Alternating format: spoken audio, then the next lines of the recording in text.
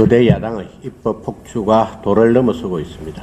국회의 갈래로 이어져 오던 원내 제2당 법사위원장과 집권당 운영위원장을 깡그리 무시하고 11개 상임위원장을 단독 셀프 선출하더니 국회 상임위 운영도 거대 야당 마음대로 하고 있습니다.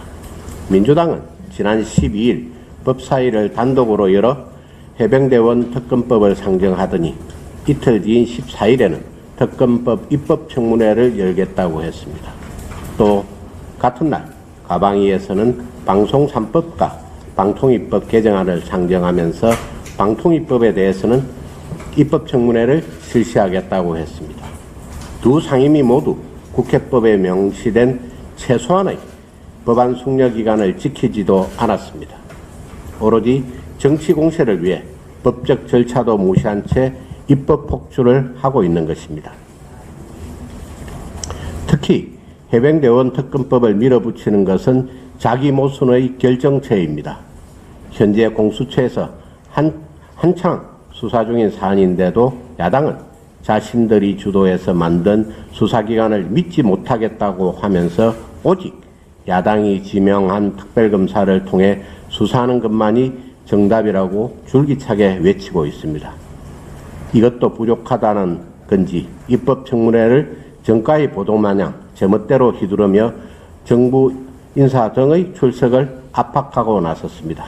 이종섭 전 장관 등 공수처, 경찰 수사 사건의 피의자 참고인들을 모두 정인으로 채택해서 그들을 상대로 민주당이 직접 수사하겠다는 것이고 국회 본회의의 의결 없이 사실상 국정조사를 하겠다는 것입니다. 민주당 소속의 법사위원장이라는 분은 불출석하거나 불출석이 예상될 때는 모두 정인으로 의결해 정은 감정법에 따라 처벌하는 절차를 밟겠다면서 얼음장을 놓았고 필요한 경우 동행명령장을 발부해서 강제 구인할 것이라며 대놓고 경고하기도 했습니다.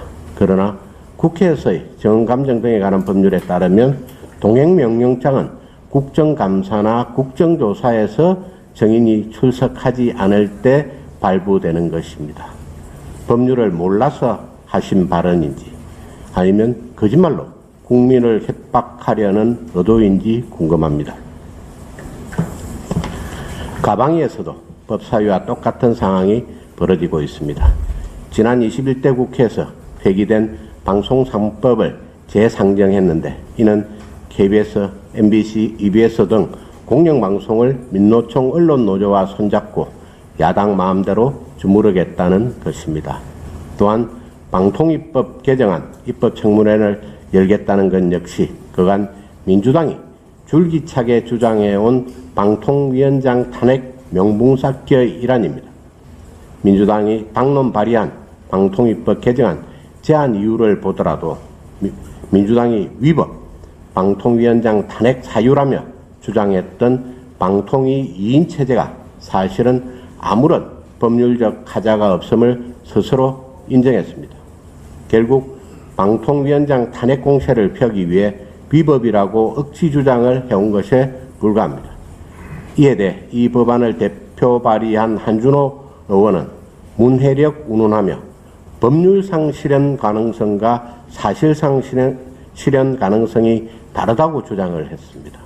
저 역시 법조계에 오래 몸담아 왔지만은 법률상 실현 가능성과 사실상 실현 가능성이 다르다는 이야기는 한 의원으로부터 처음 들어봅니다.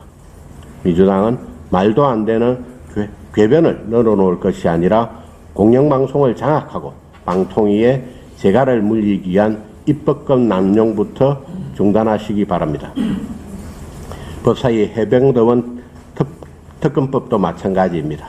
말로는 진상규명을 외치지만 실상은 입법 폭주의 수단일 뿐입니다.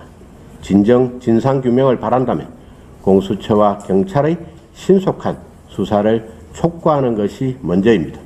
민주당이 이렇듯 법적 절차를 무시한 채 속전속결로 국회 운영을 밀어붙이려 한다면 결국 거센 민심의 역풍을 맞을 수밖에 없다는 점을 잊지 말기 바랍니다. 민주당은 지금이라도 폭주를 멈추고 국회 정상화를 위한 노력에 나서 주시기를 촉구합니다.